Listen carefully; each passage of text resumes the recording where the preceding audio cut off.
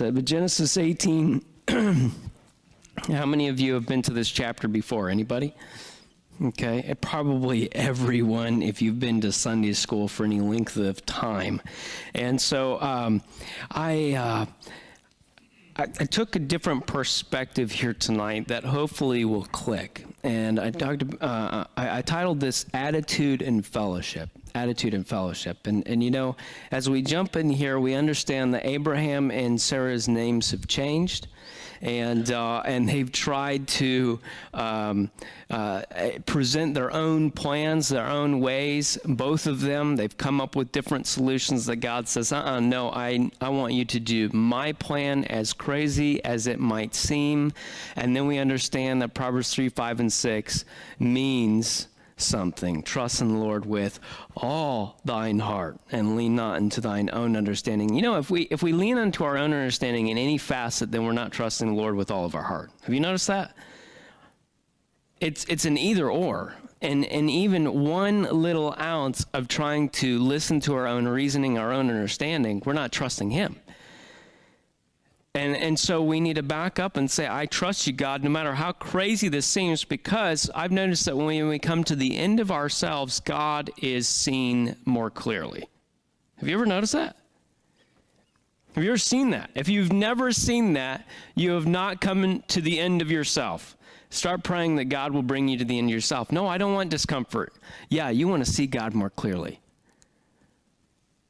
When Moses caught a glimpse of the backside of God, it changed his whole entire image. It affected him. And through our circumstances in our life, whatever trials that come, the more that we see of God, the better off that we are going to be. Because then we say, hey, God, I put my life in your hands. I want to trust you with all of my heart, okay? And you don't have to raise your hand, but think about it. Have you been through a situation like that? All right, so as we get into this, God has called Abraham to do something it was a very, if I could say, awkward to talk about last week. I mean, it's just, hopefully none of you had an awkward conversation going home to your children and they're asking you a lot of weird questions. But yet God had called him to do something to identify, and it was the act of circumcision all the way through. It didn't matter if you were a servant in the house or whether you were 99 years old. This must be done. And you know what? Abraham obeyed because he had faith. He put his trust in God and says, hey, what you say, I will do. So tonight, I want you to think about your attitude as you fellowship with God. And it could go one way or the other.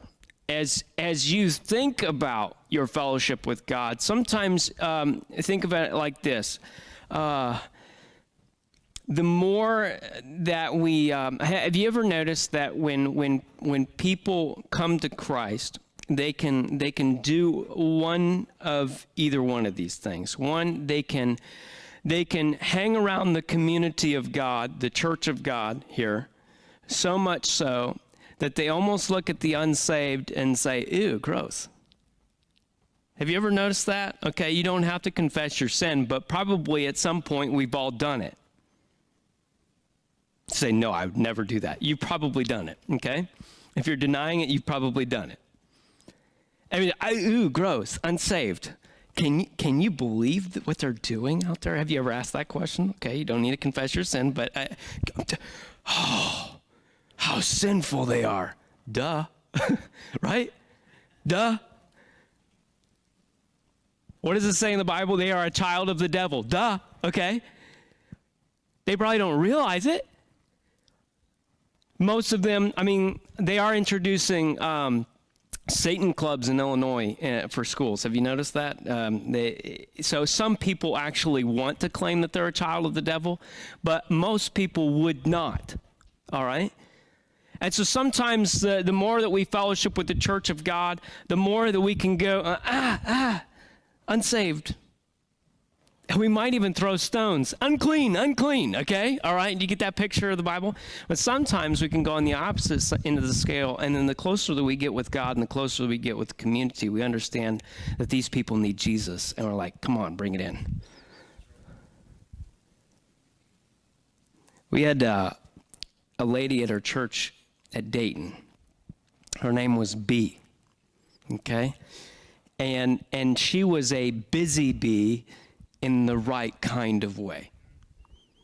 Listen, if you came to church on a Sunday morning, Sunday night, Wednesday night, if she saw you in the local grocery store, if she saw you anywhere, guess what she's going to do? Oh, come on. It's so good to see you. And she just gives you a hug. It doesn't matter. Sometimes she gave me a kiss. And I'm like, okay, Keely's right there. She's watching. Okay, we're good. We understand that she's not trying to do anything here. Okay, all right, we're good. All right. And she's just an older lady. She used to work at a local pharmacy, okay? And she did that to all of the customers as well. Now, some people were just totally weirded out by it. How many of you would be weirded out by that? Okay, just you're not huggers, okay? But you just got used to it. And you say, bring it on. It's my daily medicine. Come on, give me a hug. I love it. It's great. And even when I went back, I said, are you still hugging during COVID? Yeah, come on in. And she just gave me a hug. It doesn't matter. It doesn't matter what you look like, what you smell like. It doesn't matter what color of skin you have. It doesn't matter. She's going to share the love of Jesus with you. It's affected her.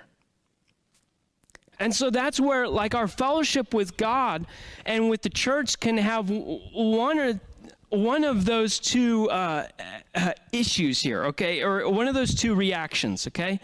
Sometimes we get we want to shelter ourselves so much, and we get so self-focused, and we think that we're fellowshipping with the church and with God, that we just, unsaved, despicable, throw a stone. But then on the other side, our fellowship with God and our fellowship with the church actually affects the way that we see and we are concerned. Okay? Let me throw some examples out, because I think this is very, very important. Okay? When you see people rioting in the streets, how do you respond? When they're throwing rocks through windows, when they're stealing Michael Jordans, or what do they call them, Yeezys or something, I don't understand. All right, I just embarrassed myself. How do we respond? Now, selfishly and carnally, my response is go get a job, right? How many of you said that? You want to confess your sin tonight? If that's the first thing that we think, we might be over here. Say, ouch. Okay, we'll get there, all right? What about, you remember when some from, I would say the Gen Zers, because millennials are too smart for this, okay? My generation always got blamed for everything, by the way, okay? All right, you remember when kids were eating Tide Pods? You remember when they were licking toilets because they didn't like their president? You say, I never saw that. It's gross. You don't want to see it. It's gross. That's nasty. All right? Okay. What's your first response? These are idiots. Let's confess our sin. Bring it on down. The altar's open tonight. Okay? I can't believe these idiots. They must be millennials. Okay? My generation gets blamed for everything.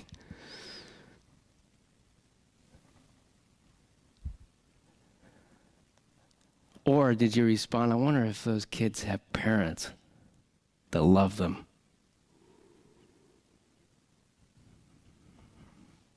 I wonder if they understand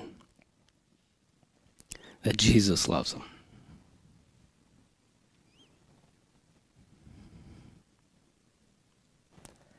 I could go on all day.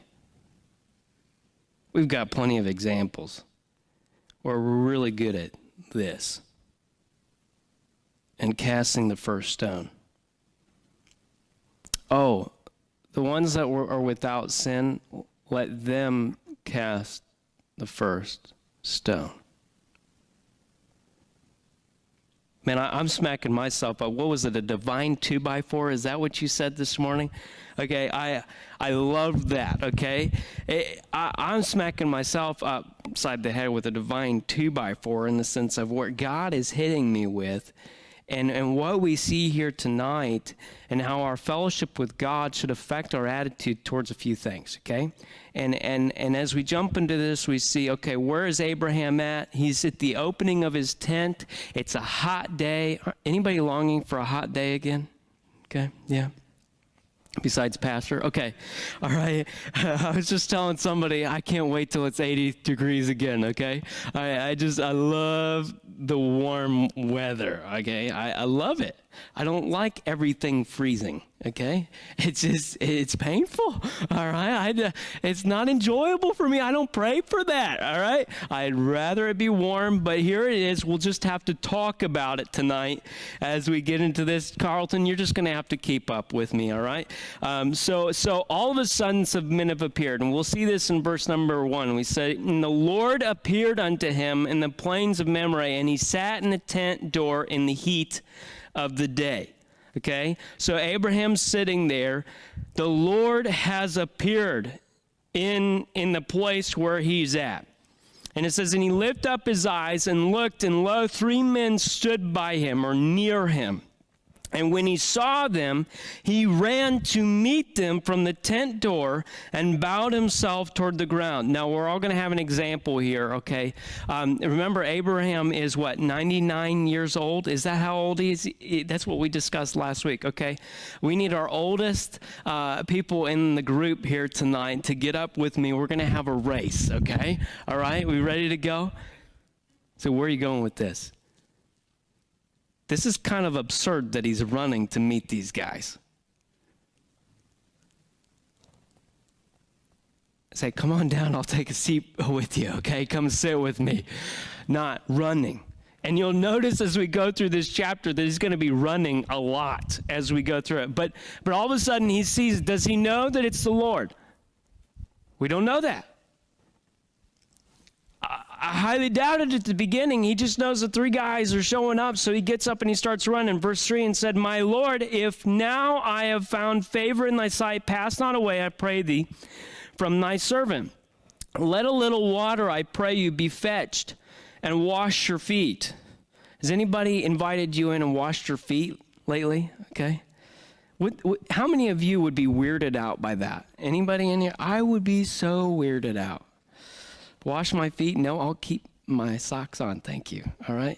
I'm not one to walk around with bare feet. Some of you enjoy that. I don't do that, okay? I like my socks on, and now when it's cold, slippers is great. It weirded me out, but here he is. He's hey, come in, I'm going to wash your feet. Rest yourselves under the tree, and I will fetch a morsel of bread, and comfort ye your hearts. After that ye shall pass on. For therefore are ye come to your servant. And they said, so do as thou hast said. So he's offering all these things. And you know, the next thing that he did was say, hey, woman, make me a sandwich. Does anybody see that in the KJV language? He doesn't do that. Here, let me pull up my lazy boy and turn on the TV while I watch you do everything. I didn't see that either. Okay, and now times have changed. I understand that. Times have changed a little bit. We don't do the exact same thing that they did back then. But Abraham hastened into the tent unto Sarah and said, hey, make ready quickly 3 measures of fine meal, knead it, and make cakes upon the earth. And Abraham ran unto the herd. Okay, here, let's team up here. You make some things, and then he runs off to the herd, and he fetched a calf tender and good. and gave it unto a young man, and he hasted to dress it. And he took butter and milk and the calf which he had dressed, and set it before them. And he stood by them under the tree, and they did eat. Now, I understand that with this first point, you should understand that this is not the main point of the passage. But I think that God puts this in here for us to be able to see and hopefully be challenged by it. And that's our attitude concerning hospitality. When Abraham saw these three men, he says, listen, I'm going to take care of you. And I know you're on your way through, but just stop for a while. I'll take care of you. I'll make sure that you're rested up. I'll make sure that you're fed. I'll make sure that your feet are washed so you can get back right on the road and keep dirtying up those feet again. Do you ever think about that? Do you ever get tired of things that you know will never end? Like washing dishes, vacuuming. Some of you are already like, yeah, preach it. I can go along with this message. Yeah, bring it on. I mean, washing the clothes, I mean, why can't my food just make itself, right? Why do I have to eat it up?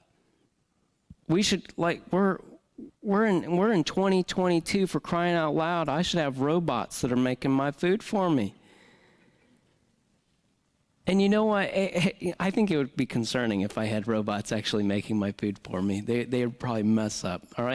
Any of you concerned about self-driving cars? I'm not sure if I could do that. All right. But as we get into this, we understand that here he is. He doesn't complain about, hey, their feet are just going to get dirty again. He just steps up. He says, I'm going to take care of you. We're going to wash your feet. I'm going to feed you. I'm going to make sure that you have your rest.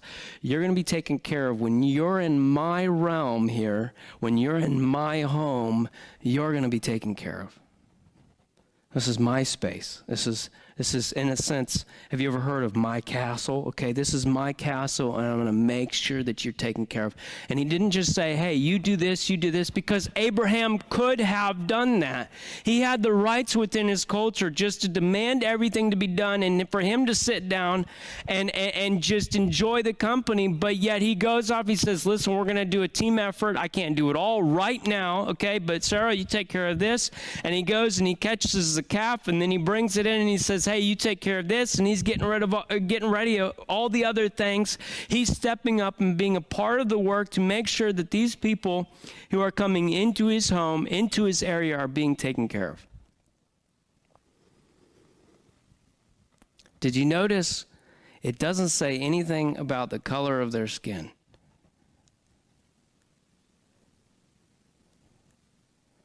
It doesn't say anything about who they voted for, what team they're on, what language they speak.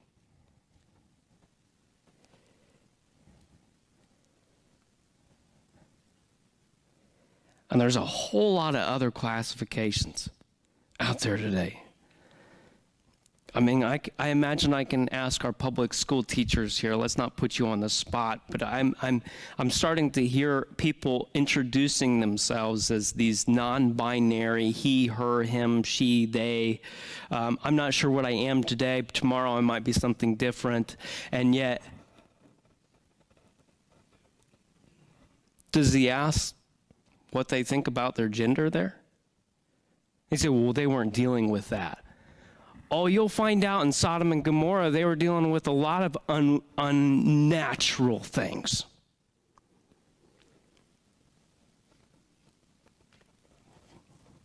I'll take care of you. But it's uncomfortable, God. Sit a while. I'll take care of you.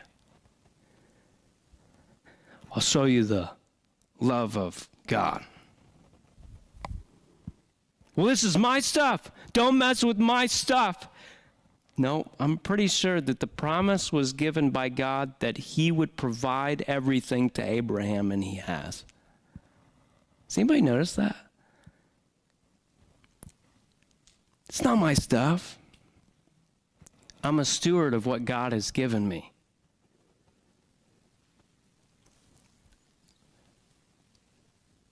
So he gives him food. He sits him down. Does he know? Does he know? It really doesn't matter at this point. What it matters is that he loved and cared for these three men. Here's a couple of questions that we need to ask ourselves. Are we quick to aid those in need? Are we quick to invite others in and take care of them? Are we quick to be involved in hospitality? Or are we really good at watching it being done? Oh man, they're doing a good job. We'll just let them keep doing their thing. We say, no, this is my job too. Are we humble in our hospitality? You know, I didn't notice Abraham coming back and saying, hey, listen, I ran super fast and super hard. Check this out. Check out my calves. Yeah, you know, my calves when I went to go get the calf. I mean, just look at me. I can run. He's not all about himself in this moment. We're actually seeing some humility in this moment. We're seeing the same guy who dropped to his face just a little while ago in the beginning of when God confronts him and he's dropping to his face. And this is a man that he's being humble and he's going out and he's willing to serve. What kind of attitude is in place when we deal with hospitality? You know what? I believe that I talked about it a little bit last Sunday night, but you know what? If someone decided earlier on in their life to get an abortion,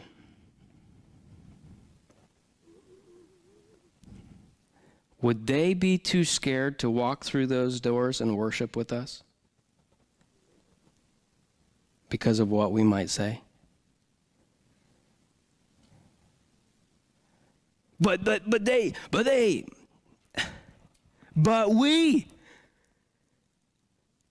God commendeth his love toward us, and that while we were yet sinners, Christ died for us. Isn't that a little emotional? But they voted for this person, and if they voted, they can't be biblical. Sounds like they need Jesus, right?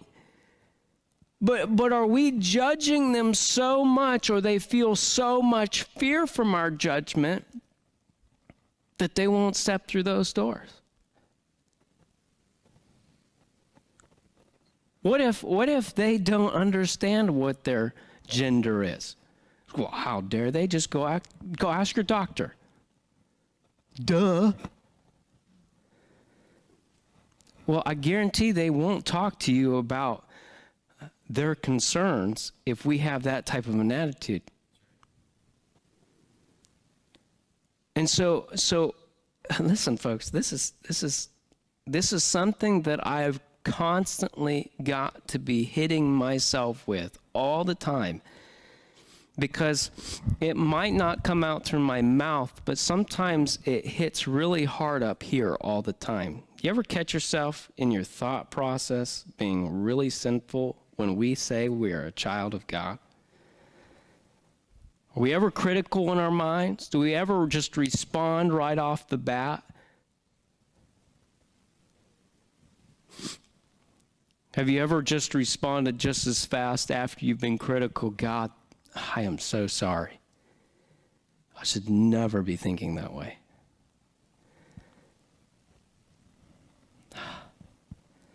Hospitality. What's our attitude? Are we humble?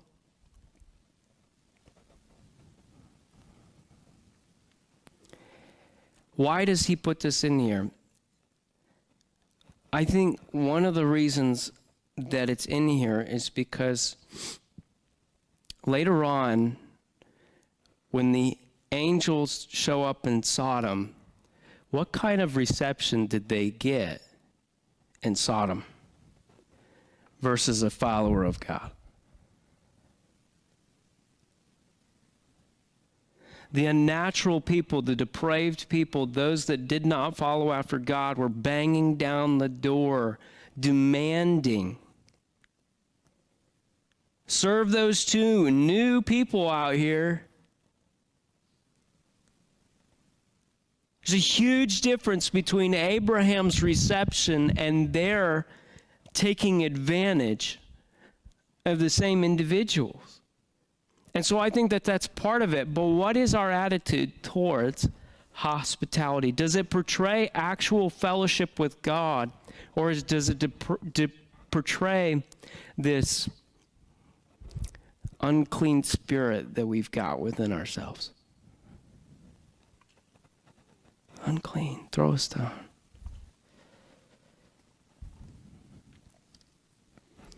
Let's just jump down into verses 9 through 15. We'll see another attitude here. Where we see Abraham responded well, we're going to see Sarah struggles with her response. Verse 9, it says, "And they said unto him, Where is Sarah thy wife?" Now, if Abraham doesn't know that the Lord's here in this situation, he does now.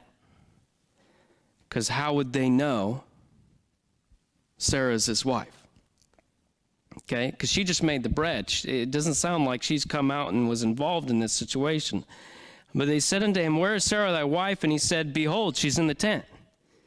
And he said, I will certainly return unto thee according to the time of life, and lo, Sarah thy wife shall have a son. And Sarah heard it in the tent door which was behind him.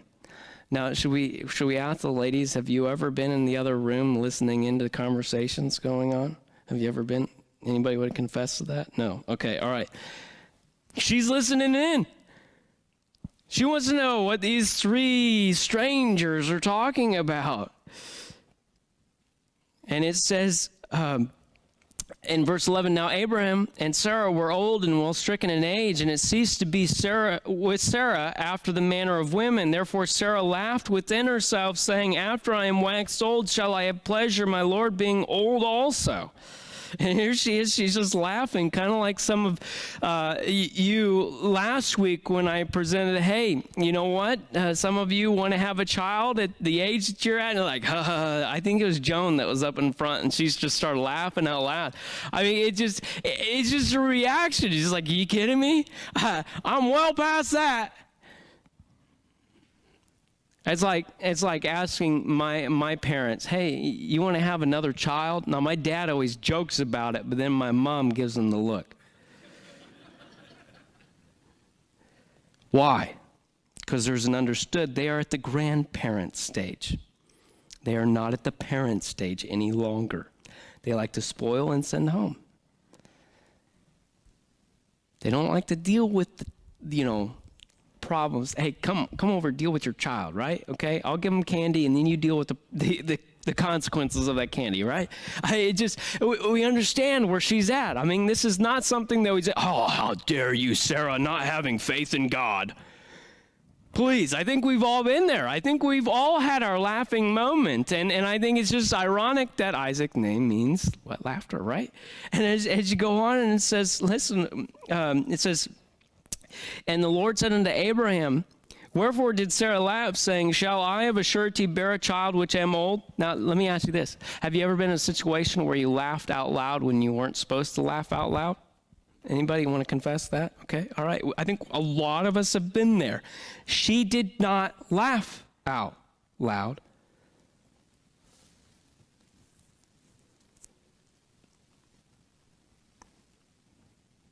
She laughed within herself. Verse 12. The Lord said unto Abraham, Wherefore did Sarah laugh, saying, Shall I of a surety bear a child which am old? Is anything too hard for the Lord? Ouch. At the time appointed, I will return unto thee according to the time of life, and Sarah shall have a son. Then Sarah denied, saying, I laugh not. Anybody been there? Have you ever tried to argue with God? Doesn't work, by the way.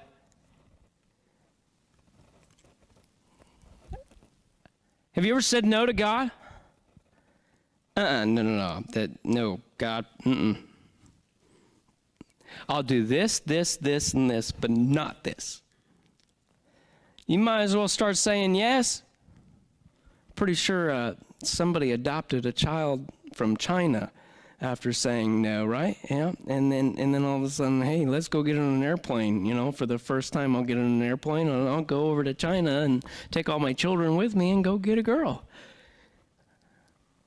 Pretty awesome God situation, I would say. Aren't you thankful that God pushes us beyond what we're willing to do to show himself mighty, to show himself glorious, to show himself beautiful? I mean, his orchestra, I mean, have you ever been to a concert where you've watched an orchestra and you're wondering how they're playing all those notes and how they're all paying attention to the same guy, and yet they're all doing different things, and you're wondering, how in the world? I'll just pay the money to watch, okay? Anybody ever been there? All right? It's like, wow, that's amazing. And yet God's orchestra is so much bigger. He's got the universe. You thought I was going to start singing that song. He's got the whole world in his hands, because it's his playing field. I mean, it's his orchestra. He's working it all out, and it's absolutely gorgeous what he does. Now, if we just accept and say yes to God every single time that he asks us to do something, that would be wonderful. But sometimes we're sitting inside the tent just trying to listen into the conversation and laughing. God, I didn't laugh. Yeah, you did. Is anything too hard for me? God, what do I say to that? I mean, how do you want me to respond there? Yes. He can do anything that he wants to do. It doesn't matter how hard it seems for us. God's bigger. God's better. It says, I laughed not, for she was afraid. Have you ever been afraid? And you responded in this manner? Fear leads to doing a lot of dumb things. Wouldn't you agree with that? Things that you wouldn't necessarily do if everything was calm. Have you ever feared you were out of control and then you lost it? It's absolutely humbling. It's like, okay, I'm trying to take control of this situation. I'm losing it. And then all of a sudden, you do lose it. And that's where we come in and we see that those laughable moments, is anything too hard for God? When we laugh, God is seen. We think, oh, that's way above me. All of a sudden, God has revealed himself bigger and mightier than we could ever think. When we come to the end of ourselves, we see God more clearly. And that's where I don't agree with the statement, God will never give you anything above what you can handle. You say, well, that's biblical. Well, you didn't finish the statement. God gives us things that's way above what we can handle, but he's given us himself and his strength and his peace, his joy, his long-suffering, his patience, to be able to manage all of these things that come at us, right? I mean, we have to come to the end of ourselves so we can see him much bigger than us. And then who gets the glory?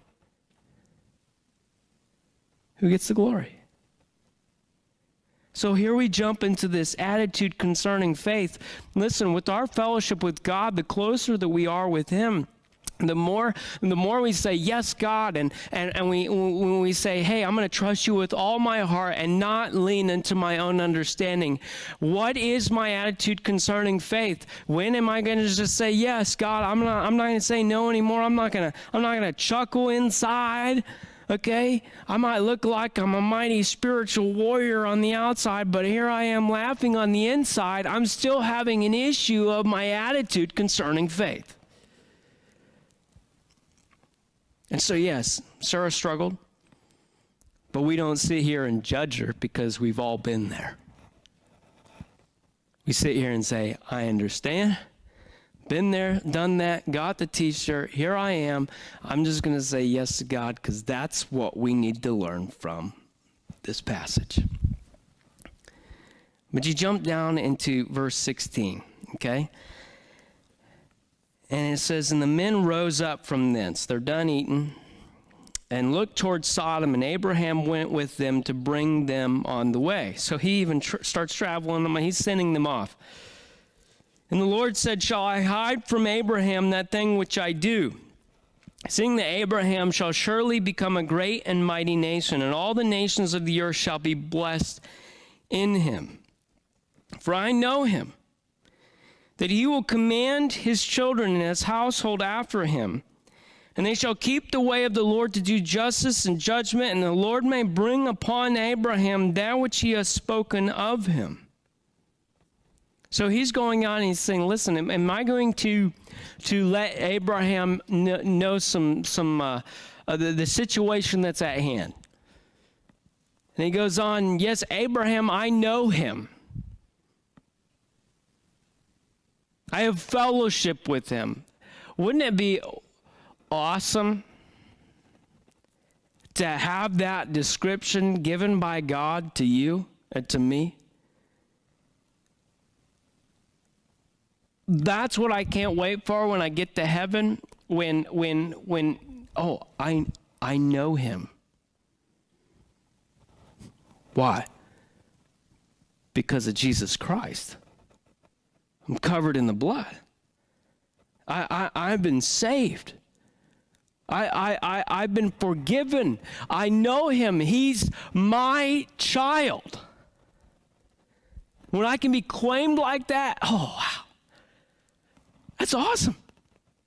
But as he goes, here, let me in on what's going on. Should I let you? But I know you. And here's what's going to happen. Abraham is going to follow God. He is going to, all the families of the earth is going to be blessed through him. And he's going to know what justice is. He's going to know what judgment is. He's going to know what's right. And he's going to teach his children and their children to do what is right. And so he says, listen, I'm gonna let you in on what's going on. I just think this is interesting, and I hope you'll be able to see this as I have in my study. But it goes on and it says, and the Lord said, because the cry of Sodom and Gomorrah is great, and because their sin is very grievous, I will go down now and see whether they have done altogether according to the cry of it, which is coming to me, and if not, I will know. And it seems, wait, God, you're going to be going down to Sodom, and you're going to be seeing whether the stories are true? Don't you know everything? And the answer is yes, he knows everything. But here he is. He's coming down and having a conversation on a, if I could say, on a human level with Abraham. And he's showing his concern. Because have you ever wondered if God hears the cry of the righteous? I know that David did a whole lot in all the Psalms. God, do you hear me? I'm crying out to you. Do you hear me? And then he would respond, yes, in the past you have done all this, this, and this. Okay, I'm going to trust in you. Does it a whole lot. And I imagine in this situation, because it's describing it there, how there are cries out against what Sodom and Gomorrah is doing. And God's saying, listen, I'm going to go and I'm going to see what's happening. We're going to see what's going on here. What God is telling him is, here I am going to be a just God and deal and punish what is wrong on this earth, because Abraham's the one that's going off and he's going to be following after God. He needs to know that God is a just God, that he's going to lift up the righteous and to punish the wicked. He needs to know that, and that's what God is displaying to him, that he is a just God. And it says in verse 22, and the men turned their faces from thence and went toward Sodom, but Abraham stood yet before the Lord. And I don't know if you've been through this before, but there's a lot that Abraham cries out, and you say, Abraham, what is wrong with you? Okay, but you should understand what he's trying to do here. It says, and Abraham drew near and said, wilt thou destroy the righteous with the wicked? Have you ever asked that? God, trying to do right here. I feel like I'm getting judged like those who aren't following you. What's going on? Anybody ever asked those questions over the last couple years?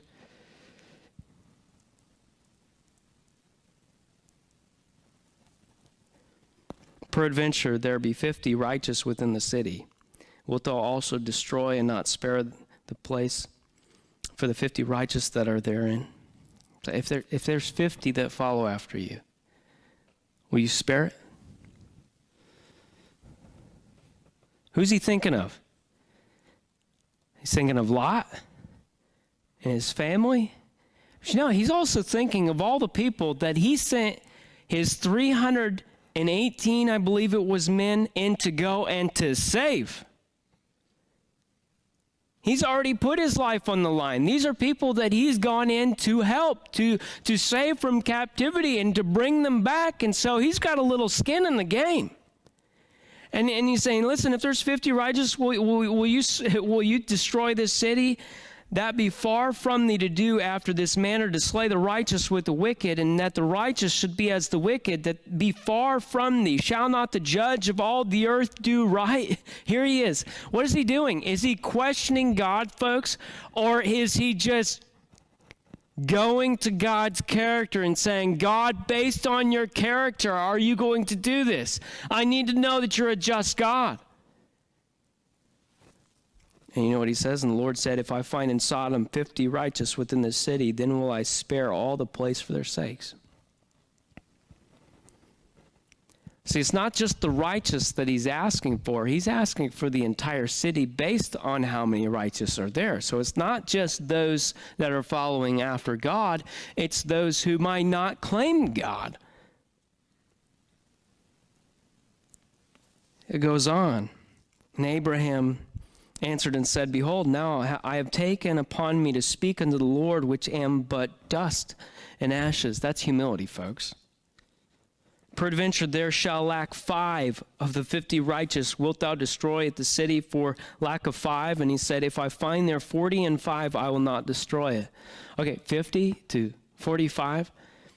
Now this just sounds like my children right now, right? You get what I'm saying? Dad, can I have 50 Tootsie Rolls after supper? I'm just using the same number that he's got here. But, 50 is not too far off what Kean would probably ask me for, okay? No, Kean. 45?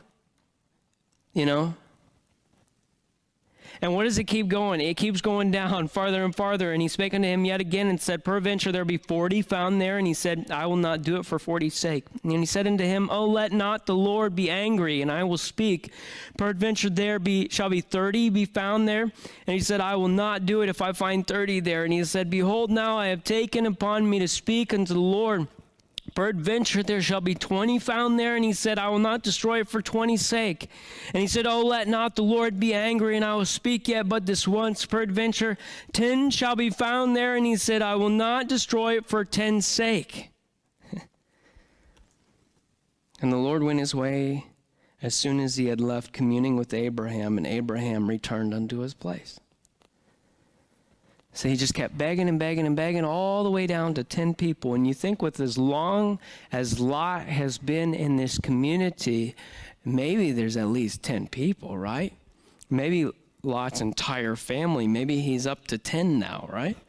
And hopefully they all follow after God, and so God won't wipe this city off the face of the map. We all know that Lot and his family that doesn't fill up 10. We if you've read that before, we understand that. But here he is. Abraham is praying. And you could see it like that because that's exactly what we call our communication to God. It's prayer. He's using intercessory prayer based on those who are following after God. He's concerned for those who are following after God. He said, God, would you judge it if it was just 10 people there who followed after you? And God said, no, I will spare the city if there's 10 people. I'll spare it. Say, where are you going with all this? What's our attitude concerning the judged?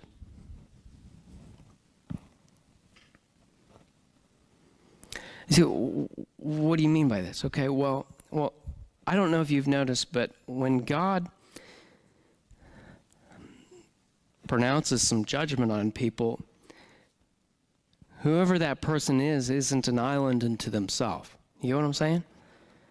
And since that judgment does have an effect on those who are around them. It could affect the family. It could affect the church that they're a part of, the school that they're a part of.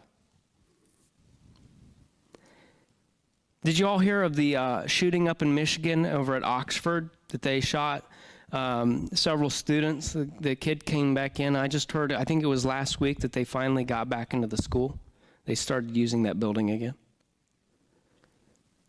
After all that time, you say, what one person's decision has affected a lot of people. And so here it is. God, Abraham knows that the decisions of those who are depraved and those who aren't following after God is actually going to affect those who are following after God. And he's saying, hey, listen, God, I'm concerned about these people.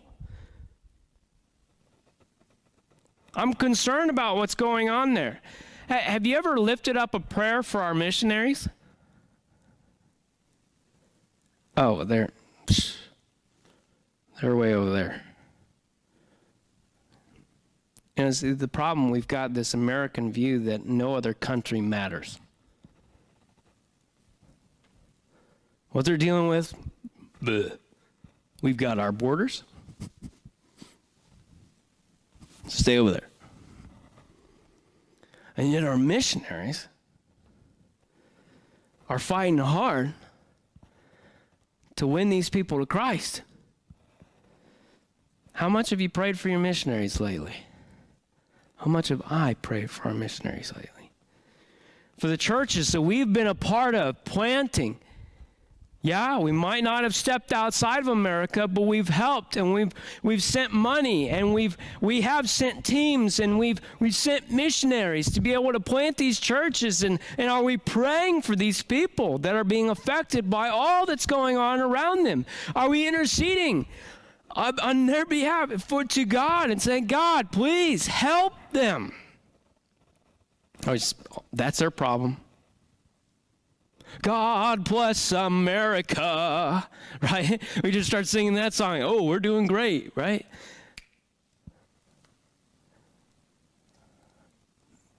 There is so much going on in our world today.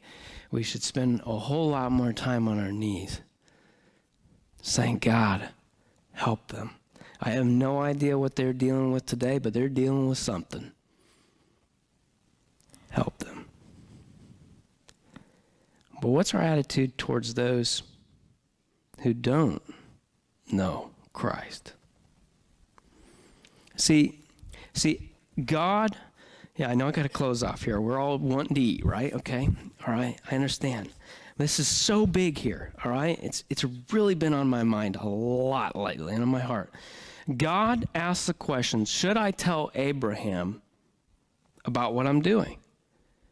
And then he does it. Because he knows he's a follower of God, right? And you know what? God gives to those who believe in him. It's called special revelation. It's called the Word of God. That's what we have. That's what we've been given. And yet when we read that, what do we do with it? How do we handle that? We know that God is going to judge all of mankind again. We know that God sent his Son, and he is the way, the truth, and the life, and no man comes unto the Father but by him. We have been given this, and for those who believe, take God at his word, but how do we respond to that? So what is our attitude towards those who are judged? Are we praying for those who are followers of God that they keep in the fight, but are we praying and going and witnessing and evangelizing to those who don't know God? Are we sitting and holding on to the lifesaver and saying, oh, I like this. This is colorful. It's cool. Here, let me put that on myself when we're already on the boat? We're not throwing out the lifeline. We're really good at singing that song. Throw out the lifeline to someone today. I mean, we sung that song. You know what I'm talking about? We sing it. Do we do it? We've been given the Word of God. What's our attitude? Throw stones or bring it in. You need to experience the love of Jesus. I want you to experience what it is to be the salt of the earth that's still has use. I want you to experience the light as I reflect him. He's beaming his light on me, and you're going to experience the warmth of his rays, if you want to say it like that, because I'm bringing on in. Where are we at?